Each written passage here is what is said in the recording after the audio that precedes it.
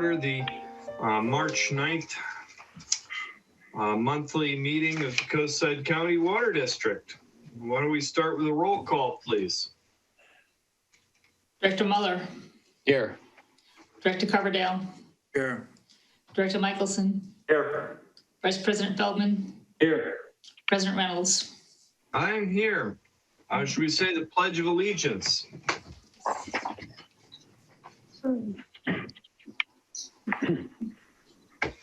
I pledge of allegiance to the Flag of the United States of America, Okay. and to the republic for which it stands, one nation, under God, indivisible, liberty, justice for all. for all. All right. Do we have any public comments?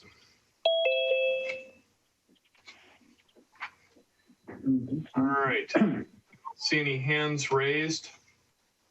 We'll go on for, so then, does anybody have anything they want to pull or remove from the consent calendar? And I believe this month, Director Michelson did our review of claims. And I found them to be in order. Perfect. Excellent. Does anybody want to pull anything or discuss anything from the consent calendar? I have one question for Sure. Go ahead, Bob. Mary and James as regards capital expenditures. I was just asking, based on the last report through February 30th, if the Feldman factor is going to be a factor this year. I will say, yes, we have some postponements. In next month's schedules, I will adjust, but we have a few projects that are getting delayed.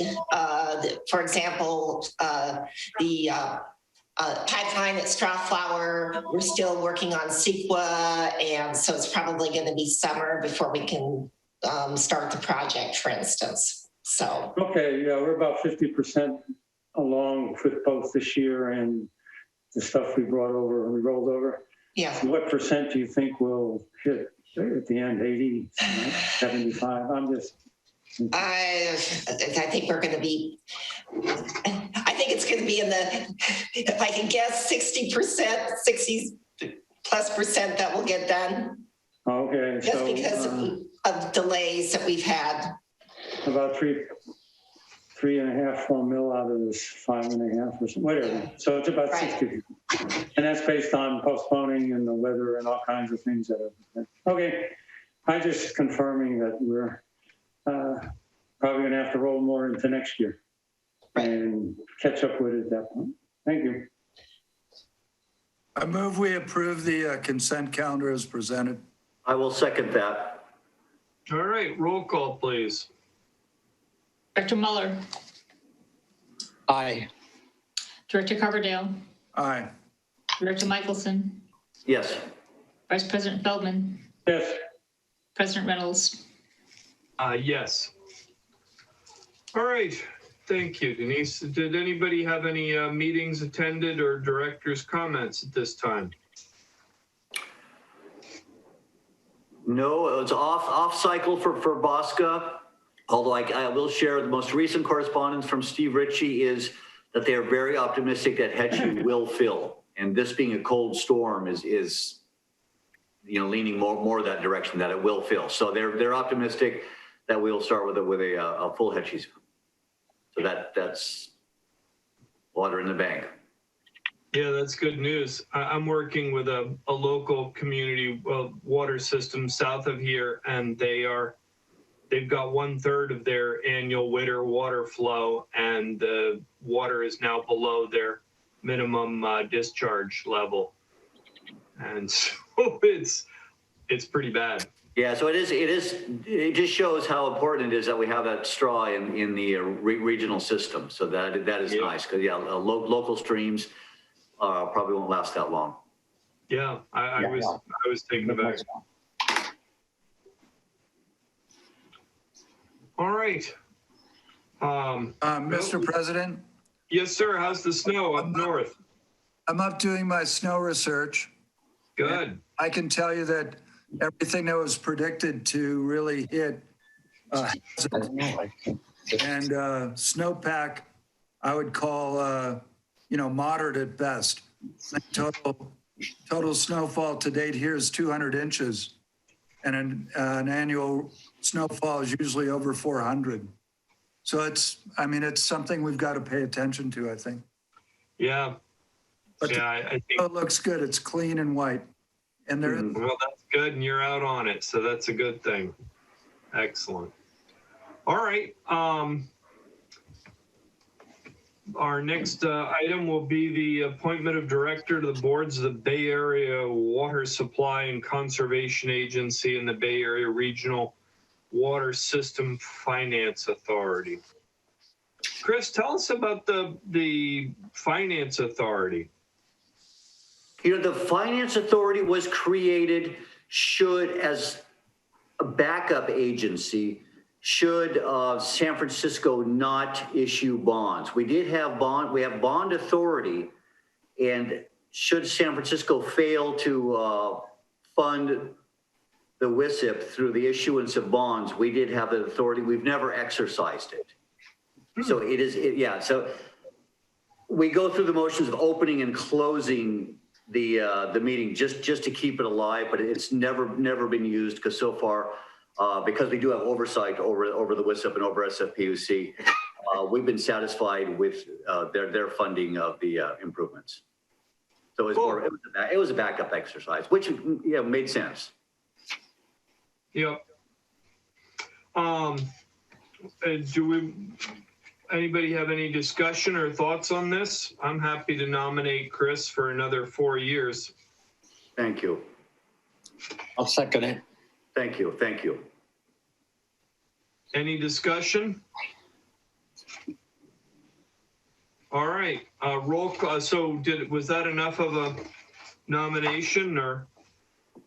Yeah, it sounds like that was just a motion and a second to appoint Director Michelson to serve another 4 years on both the BAUSCA board and the Financing Authority board. Yes, that's correct. Yep.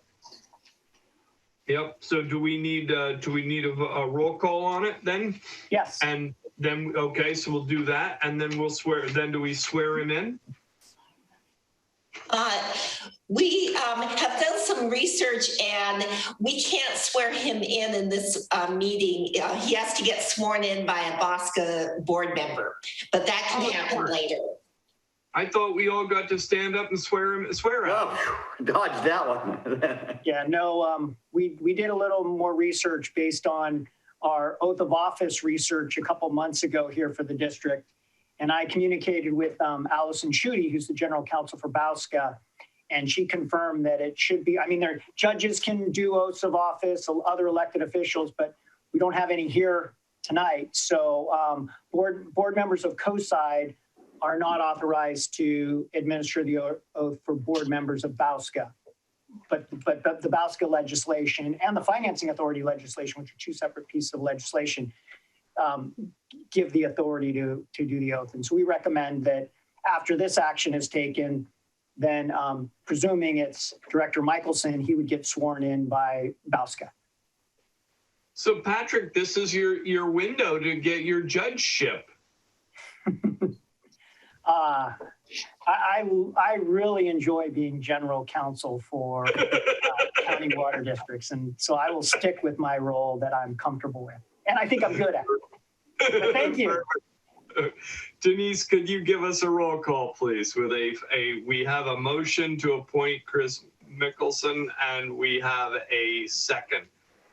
Can we go ahead and have a roll call, please? Director Muller, Aye. Approve. Director Coverdale, yes. Director Michelson, Yes.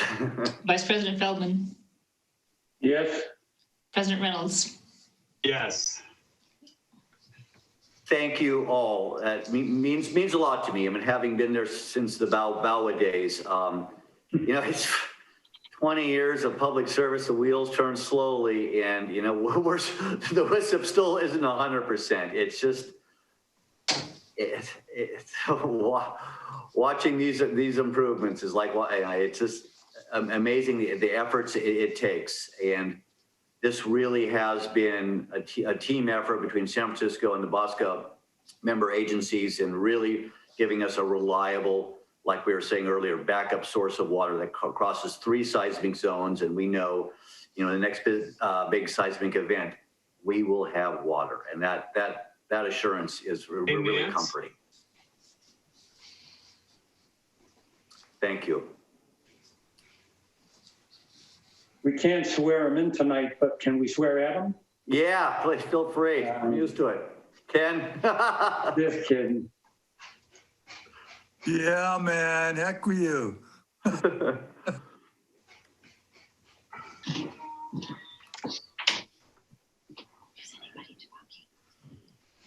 Oh, now we get to talk about lawnmowers.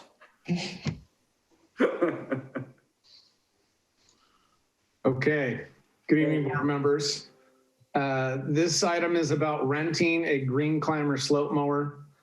This isn't a regular mower. It's actually a remotely operated tracked vehicle that can be operated from a safe distance and protect the operator from injury. We have a lot of remote areas that need to be maintained for brush and fire breaks and defensible space around our infrastructure. We have, over 300 acres, but about 40 of it needs to be maintained because we don't go far into the canyon. Due to the recent wildfire season we had last year that was really unprecedented, staff is proposing that we rent this equipment for 4 months. Many of the benefits are it can mulch in place so you don't have to haul off the brush. It's a tracked vehicle. It can work on up to 60-degree slopes. The operator is not on the vehicle, which is very nice. They can just follow behind it.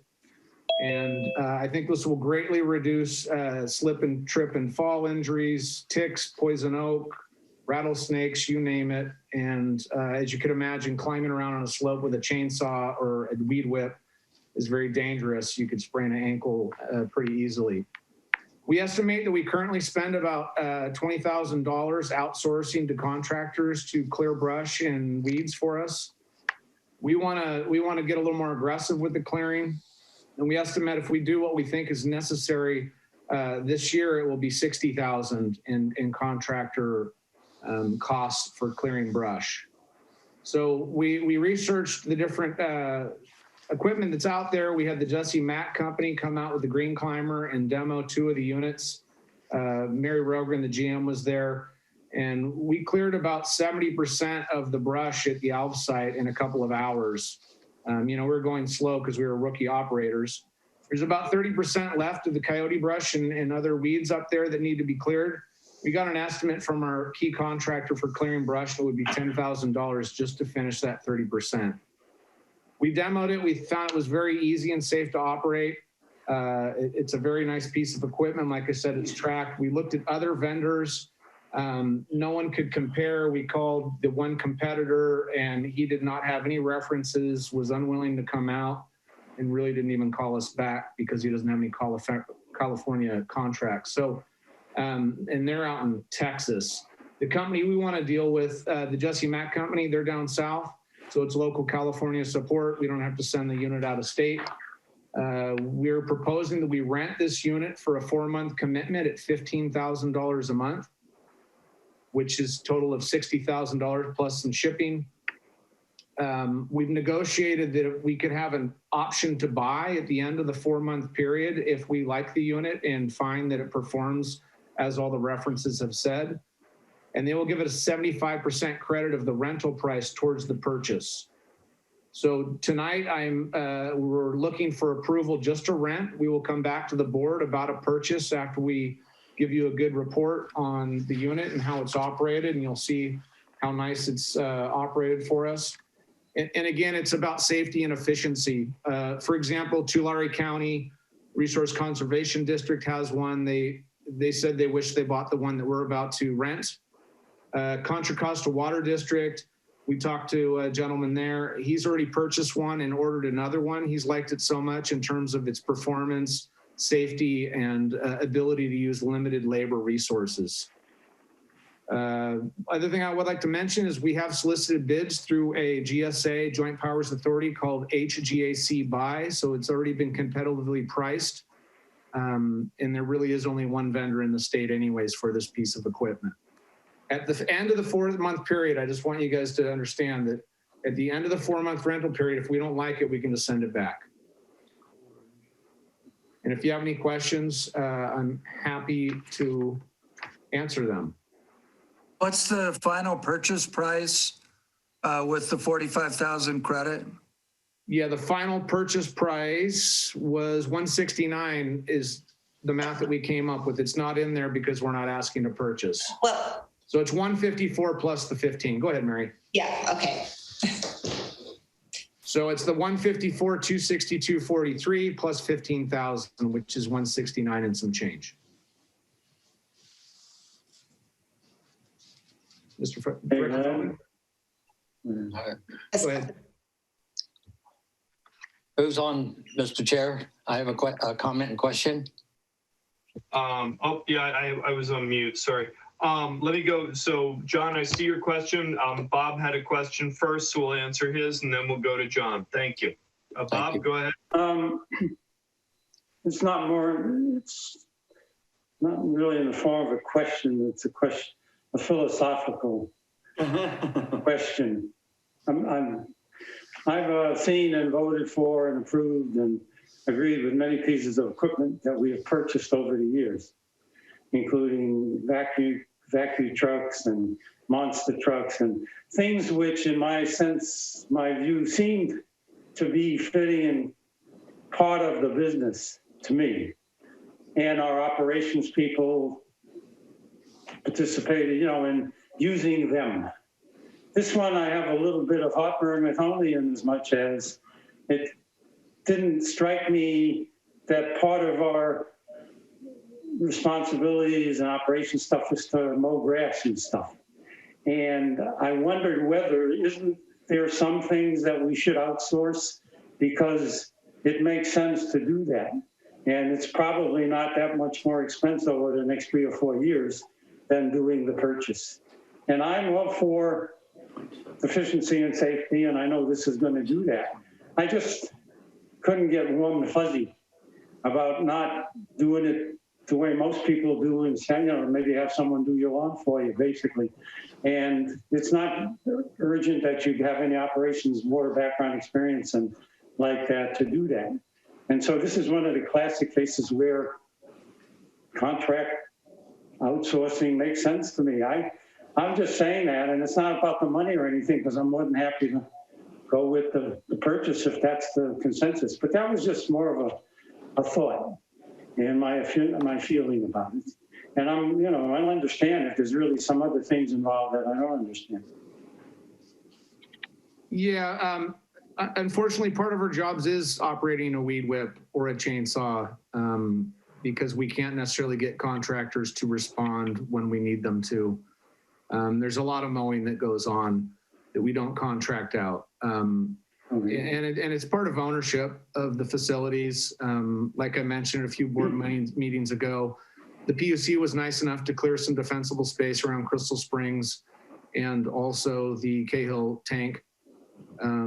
We would like to maintain that space. I don't think they're going to maintain it for us. They've been pretty fair with us, but we have a lot of work to do, and I think this would really speed it up. And it's not just a glorious piece of equipment. It's a piece of equipment that's really going to protect the staff. And we're not really set up even with the staffing to contract, $80,000 worth of brush clearing a year, $60,000 a year. It's a lot of effort even to do the contracts, as Gina would speak up to. She carries most of the weight in that realm. So that's just a couple of thoughts.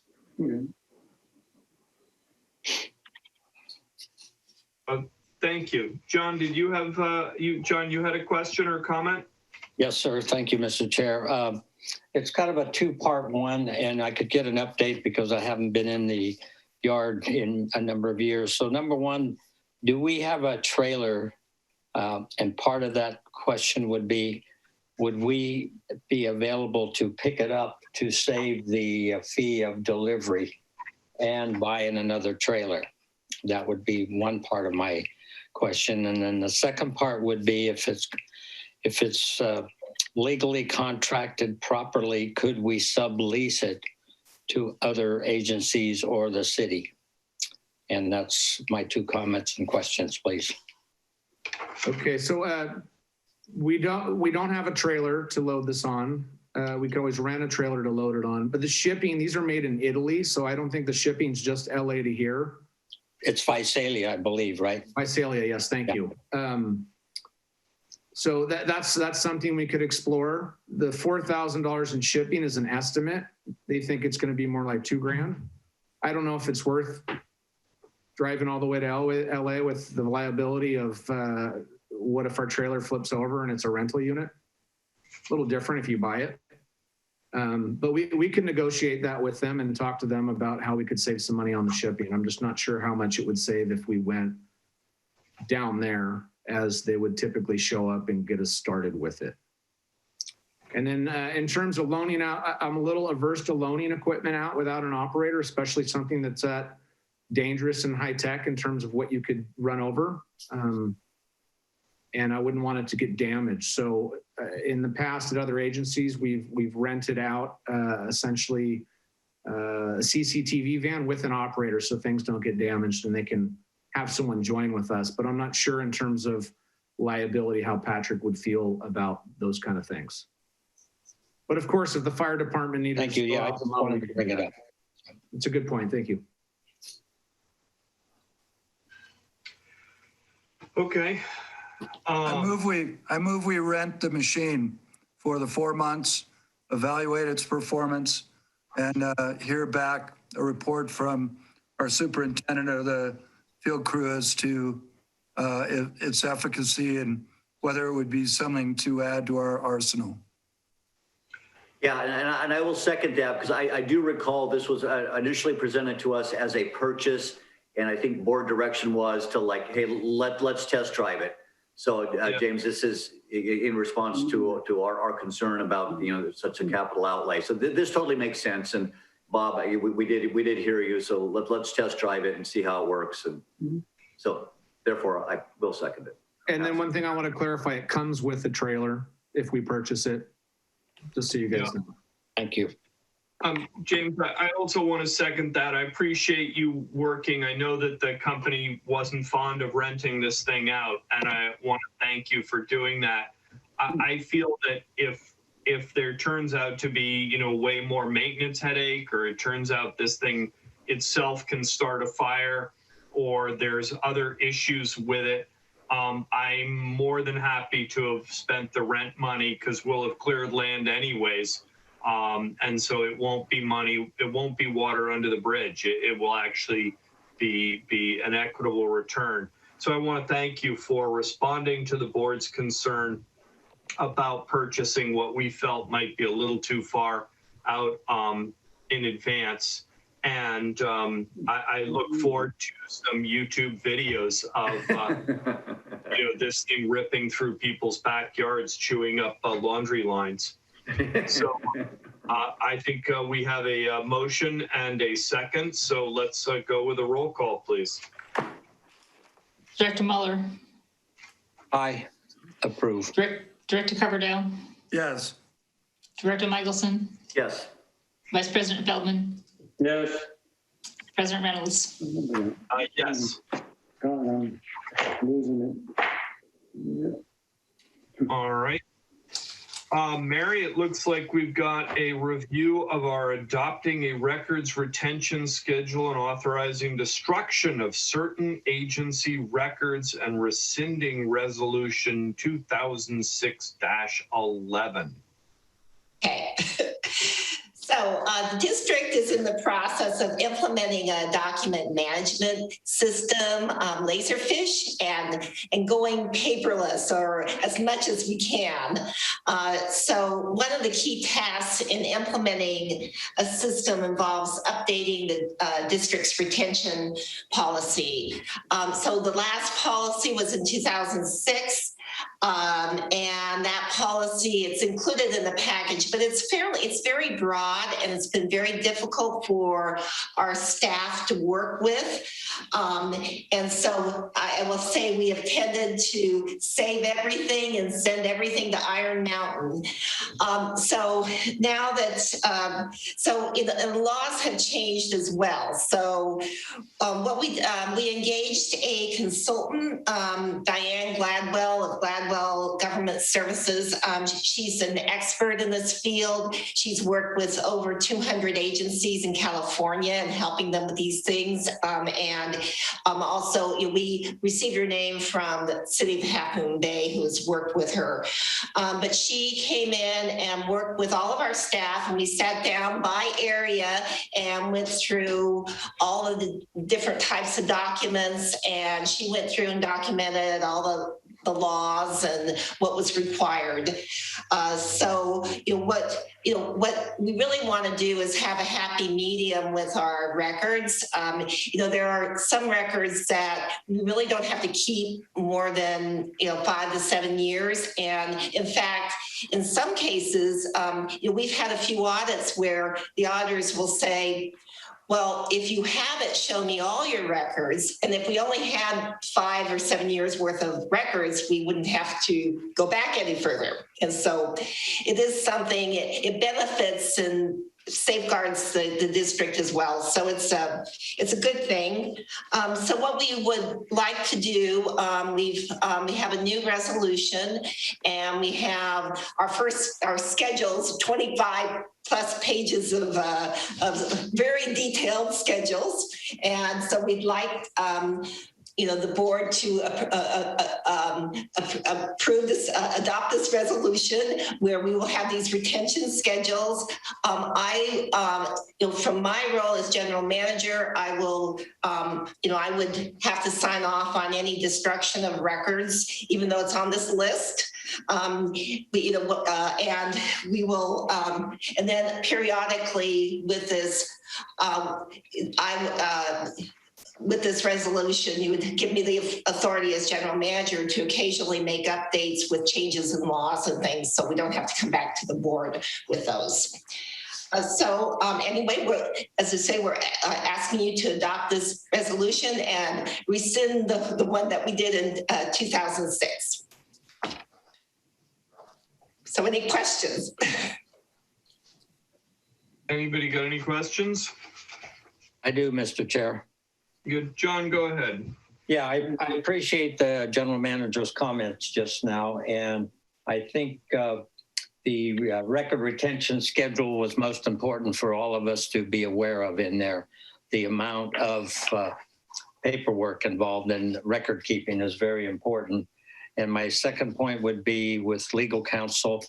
I believe you have to have 2 motions to approve this first section and then approve the second section. Just a question to legal. Yeah, just on the process question, the answer is no, Director Mueller. The Coastside County Water District is county water district, and our enabling legislation doesn't require 2 readings of an ordinance like cities are required to do. So the board can take action on this resolution tonight by just a simple motion like you would approve everything else. Thank you. Well, I have a question. Go ahead, Bob. Some of you were here in 2006, I guess, just prior. Does anyone remember who developed the original document retention schedule? Was that someone external or internal? I'm sorry. The one that you've had in force since 2006. I believe it came from the Condati law firm. Okay, so it came from there was some basis for somebody had created that and provided that as the schedule. Okay, and since then, has the amount of documentation and the types of documentation grown and differed and became more complex? Because this new one, in my view, I mean, as I look at it, and I don't have to deal with it, is overwhelming.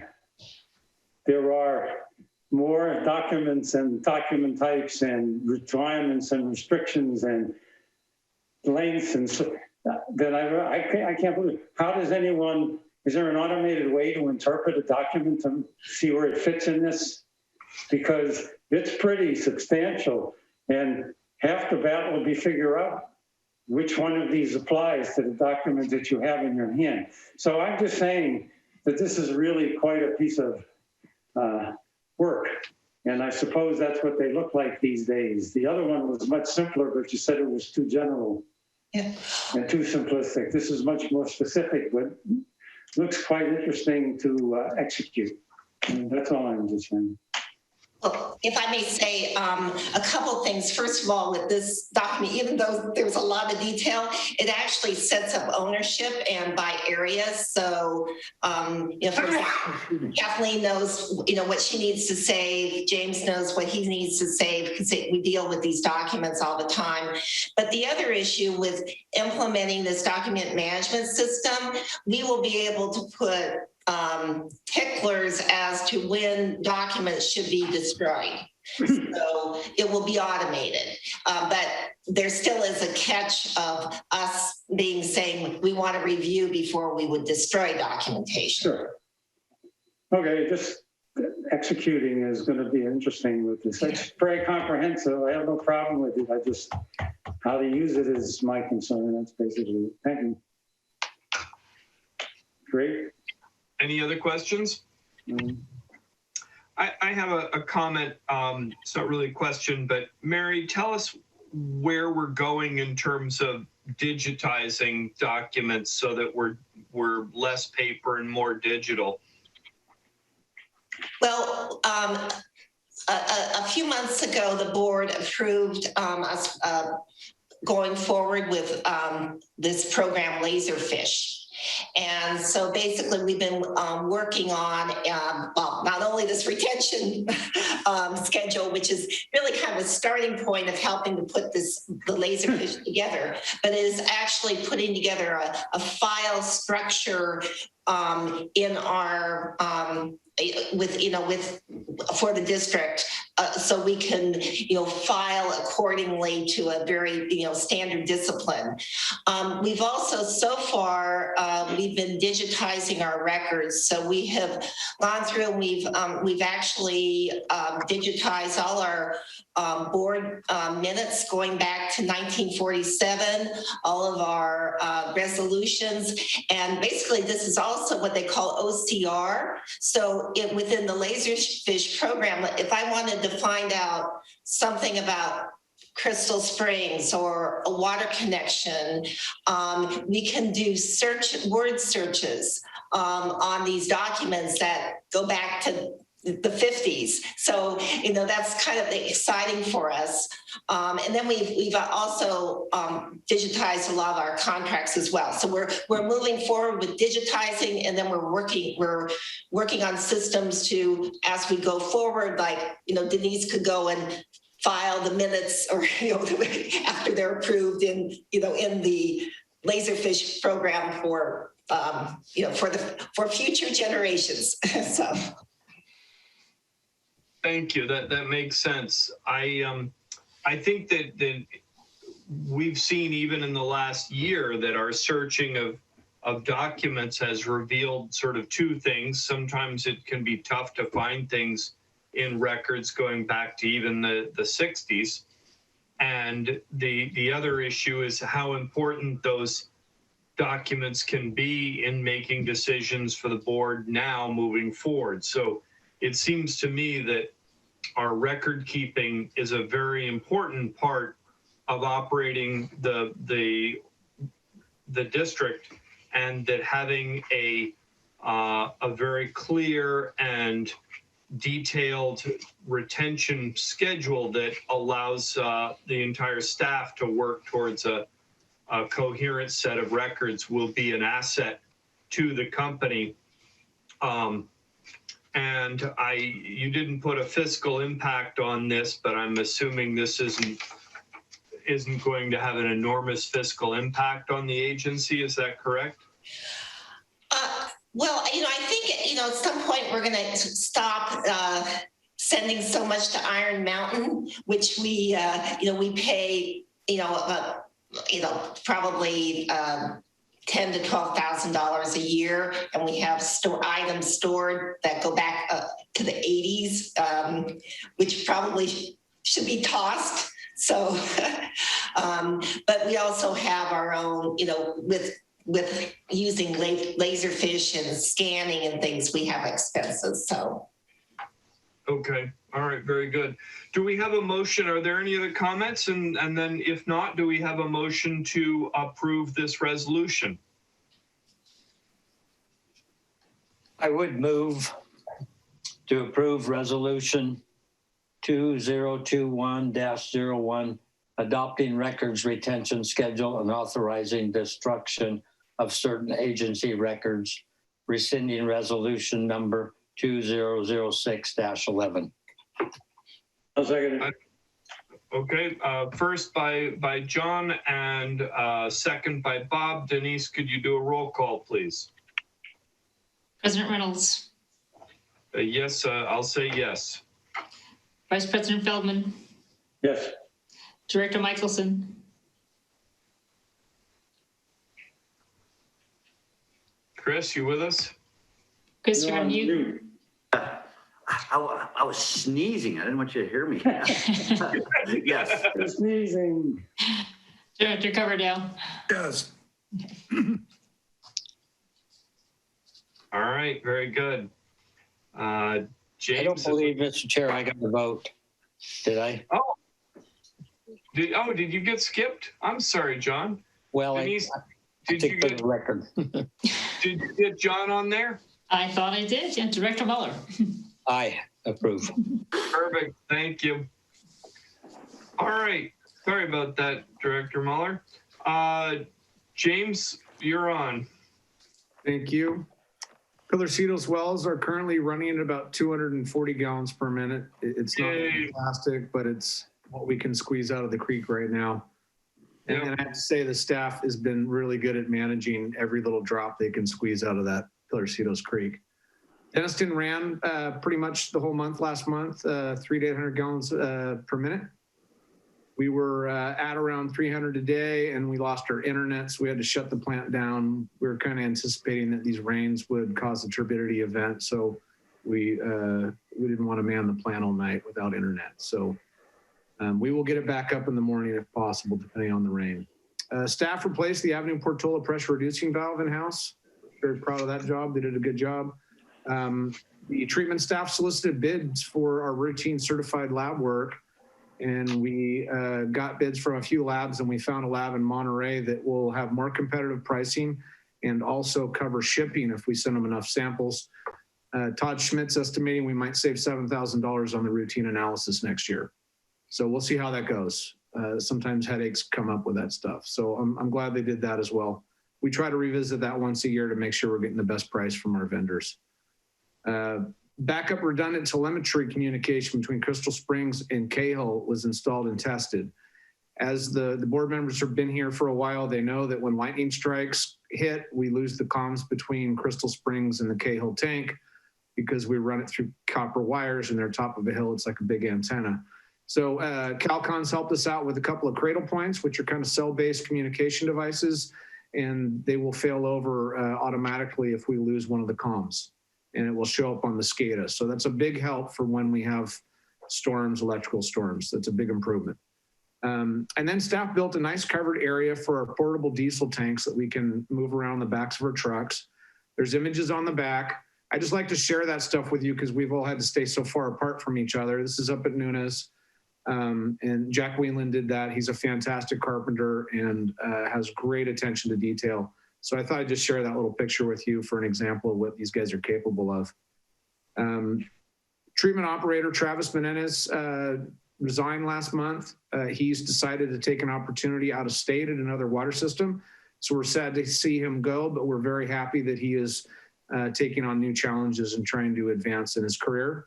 The recruitment is currently open for a treatment operator. So if anybody knows someone with a T2, we'd be happy to talk to them.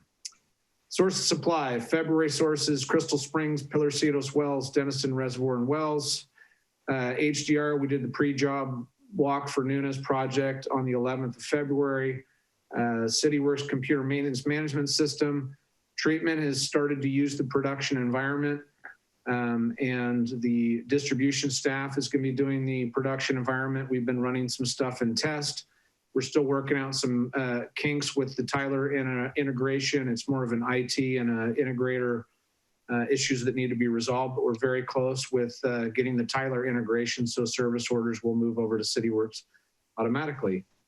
EKI, 90% on the Pilarcitos Crossing. The WRA has submitted the biological resources evaluation to us, and we have forwarded it to the city planning staff for review and comment. So we're moving these projects along, but sometimes they don't move as quick as we'd like them.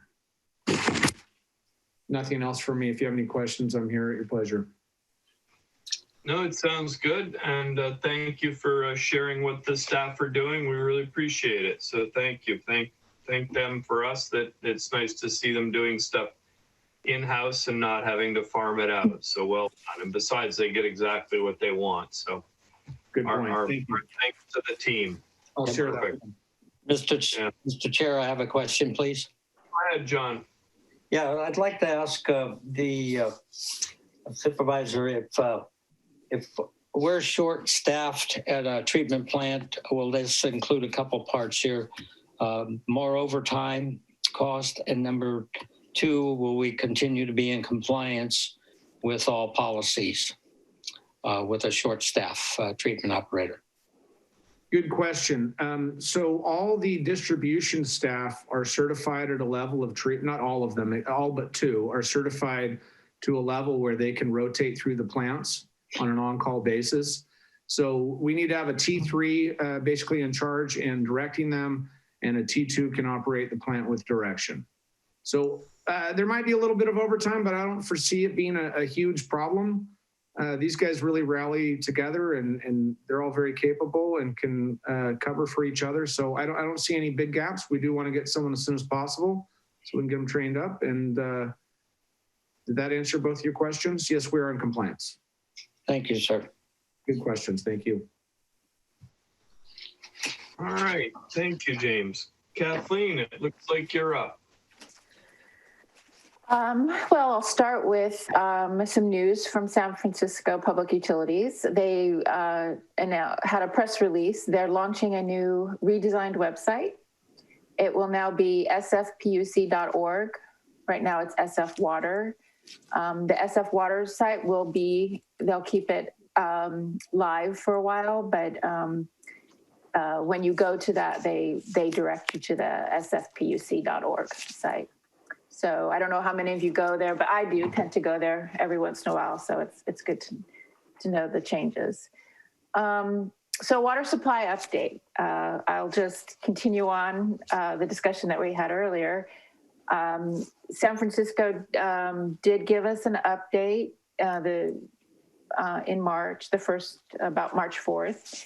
And they did, as Chris Michelson noted, say that they believe that Hetch Hetchy will fill even before this current storm. And now that we're getting hopefully some more snow up in the Sierras, there'll be more confidence in that. They said they will update us again in April, but they don't anticipate any mandatory water rationing. Depending on what happens over the next month, we could still be in a voluntary rationing mode, but they have enough reservoir storage that we could get through another year. The Department of Water Resources also did their March 1st snow survey, and they said that this was the 5th consecutive month of dry, less than normal precipitation, and that the state snowpack is about 61% of average for March 2nd. So, so we definitely would like to see some more snow. The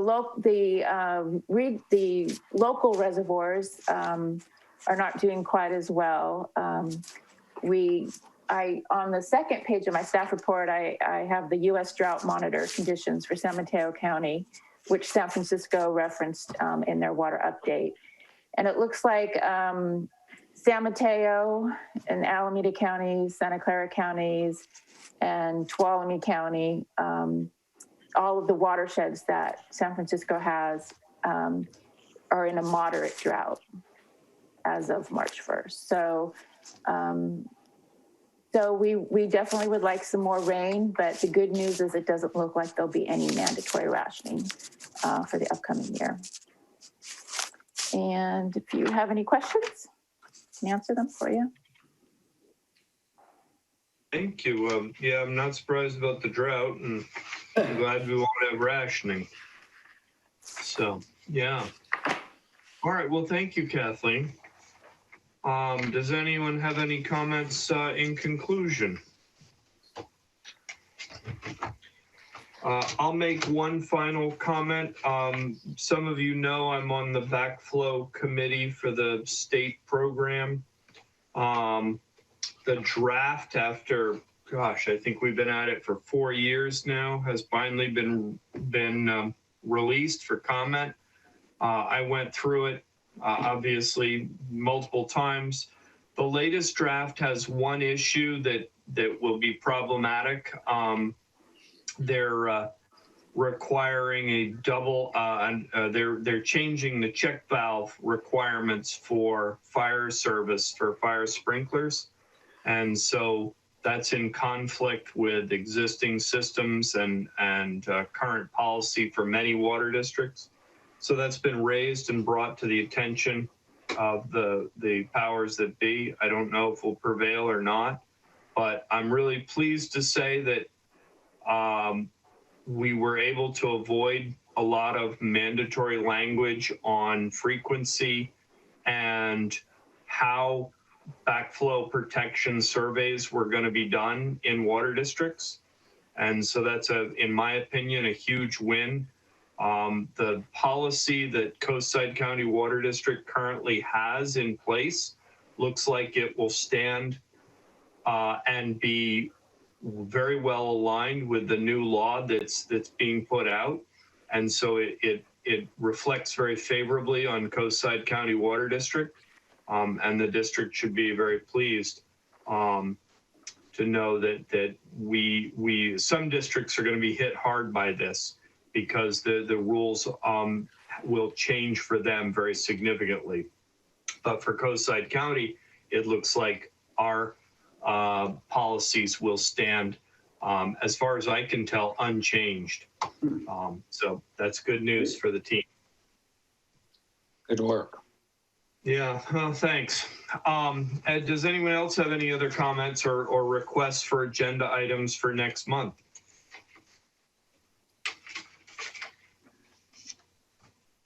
All right, then I'll make a motion that we adjourn the meeting. Get to sleep, Ken. Get first tracks tomorrow. Chris, before you go, I got your binder and it has. Yeah, I got yours.